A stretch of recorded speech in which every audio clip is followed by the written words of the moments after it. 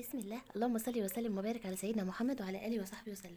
اولا كده انا اول مره في حياتي اعمل اسدال، وان شاء الله عندي امل ان هو يطلع حلو جدا، وان شاء الله لو طلع حلو هكمل الفيديو وهنزله.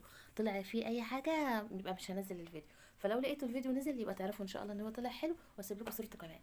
دلوقتي انا عايزه اعمل الاسدال لبنوته عندها 12 سنه. الطول كله 132.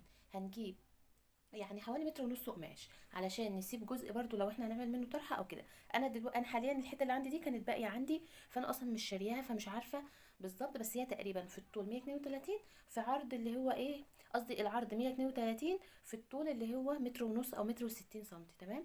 طبقت القماش على 4 زي ما بنطبق عادي. انا سمعت كذا فيديو وفي الاخر رسيت ان انا هعمله اللي هو نازل بكم واسع، في نازل على شكل عبايه، بس انا قررت اعمله الاول. اول حاجه ده هبدا بيها ان هو بكم واسع. تمام.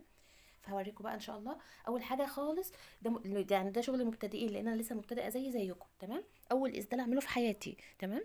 اول حاجه بناخد نص عرض الكتف، بنقيس عرض الكتف من العظمه للعظمه بتاعه الكتف، بنقيسها ونقسمها على 2 عشان احنا مطبقين هنا على 4. فالجزء ده هيبقى عايز ايه، نص عرض الكتف، عشان الكتف على 2 يعني المفروض نضربه في 4 عشان يعمل لنا كل ده. تمام.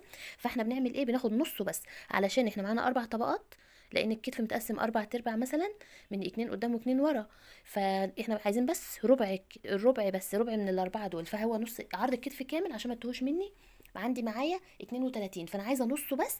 يعني بنقيس من العظمه للعظمه 32، فهناخد نصه يبقى معانا 16 اهي. قست لحد 16 واخدت علامه هنا. تمام. العلامه باخدها بقى من فوق المازوره. تمام. انزل بقى اجيب المسطره او المازوره وانزل 2 سنتي. حطيتها كده ونزلت 2 سنتي وعلمت علامه هنا. تمام كده. اخد علامه بالقلم او بالمارك، اي حاجه موجوده عندنا بنعملها. تمام. اهو. خلاص انا بقى دلوقتي عايزه انزل بقى بالكم واسع. وعلى فكره دي طريقه الملحفه وطريقه اي حاجه من اللي هي بتنزل بكم واسع، عبايه من هي السعودي، اي حاجه من دي. كل اللي انا عملته بقى اعمل ايه، بجيب المسطره اهي. لا الاول بقى احنا عملنا هنا. تمام. ناخد بقى دوران الرقبه بنعمله ازاي. بالنسبه للاطفال انا عاملاها 7 سنتي. لو اطفال صغيرين شويه بنعملها 5 سنتي، من هنا 5 وبننزل من هنا ايه 5 برضو نفس الكلام. تمام. اهو. فانا عملت كده اللي هي اللي ورا، الخلفيه عاملاها 3 والاماميه عاملاها 5، لحد ما نقيس ونشوف هنوصل لايه. بس انا عملتها بقى، وصلتها بايه، بالمنقله. طبعا المنقله موجوده عندنا كلنا عشان ما فيش عندي مسطره الباترونات مش موجوده.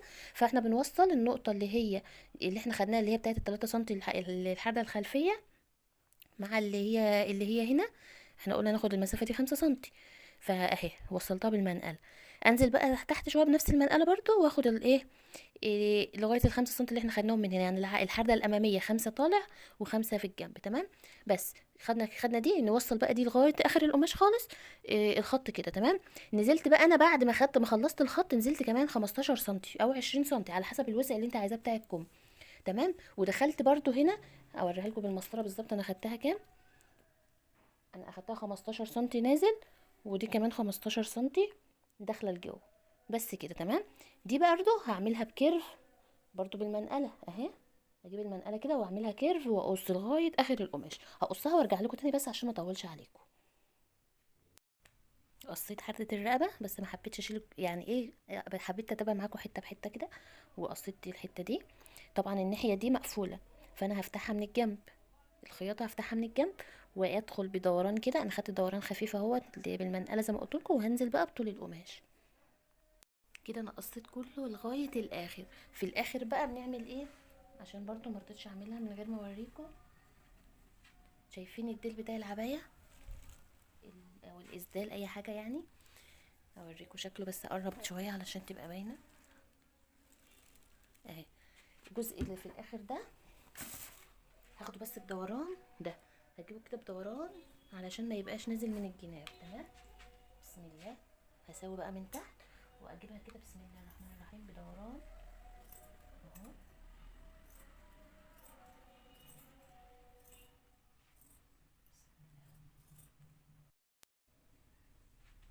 اهو قصيت الحته دي كده، وده الديل وجايب دوران. بس كده كده الموضوع كله انتهى. بس نسيت اقول لكم ان انا بثبت القماش بابر، او الدبابيس اللي هي بتاعت القماش دي، علشان ما يفصلش مني من بعضه، ويبقى القص بتاعه يبقى مظبوط وكويس. بس كده خلاص، احنا كده خلاص الاسدال خلص. كل اللي انا هعمله بقى دلوقتي انا هقفله من الجناب واوريكم شكله، وبعدين اقول لكم بقى نعمل الرقبه ازاي، هشطبها ازاي، وانا ناويه اعملها ايه يعني بالظبط. ممكن اعمل لها سجاف، اعملها بيه، مش عارفه لسه. لكن انا حاليا دلوقتي كل اللي انا هعمله ان انا هقفل بس الجناب وارجع لكم تاني ان شاء الله. طبعا هنا الكم هيبقى صغير، نعمل ايه بقى علشان نكمله؟ نجيب قطعه قماش على 4، نقسمها على 4، نطبقها كده. اعمل ايه بقى؟ بسم الله. هجيبها هنا اهو، نحطها كده علشان نشوف بقية الكم اللي احنا عاوزينه. المقص بقى راح فين اهو. بسم الله. نعمل ايه بقى في الحتة دي؟ هنقص من هنا، نعمل طبعا حساب الخياطة علشان نكمل بقية الكم زي ما احنا عاوزين. عايزين نكشكشه باستك هنسيبه على واسع، عايزينه ضيق هنعمل كده. بس طبعا هنخليه باستك علشان يبقى مريح بالنسبة للبنات وما يضايقهمش. انا هنا هقيس لحد كده. بسم الله. بسم الله الرحمن الرحيم اهو.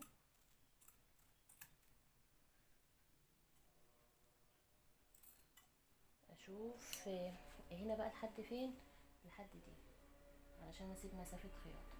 تمام. هقص بقى انا الحتة دي واركبها في الكم. بسم الله، اللهم صل وسلم وبارك على سيدنا محمد وعلى اله وصحبه وسلم. معاكم الاسدال القمر ده اللي انا عاملاه معاكم في الفيديو. اول اسدال اعمله في حياتي، وتقريبا يعني تاني حاجه افصلها. فجربت افصل للبنات. هما كانوا عايزين اسدال، فانا قلت ليه ما اجربش، انا كان عندي القماش ده فقلت اجرب كده. هو كان بواقي على فكره، فيعني بصوا هنا حتى الطول ما كفاش معايا، فعملت هنا توصيله فيه من تحت.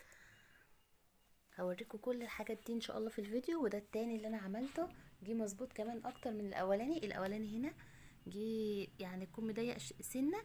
التاني ده ظبطت الدنيا طبعا، وغيرت كمان تفصيلة الكم. شايفين الفرق؟ ما شاء الله. شوفوا الفيديو بقى، انا هعمله، هنزل الفيديو كامل بالتفاصيل كلها ان شاء الله. اسمعوه واعملوا له لايك واشتركوا في القناه وفعلوا الجرس عشان يوصلكم كل جديد بامر الله.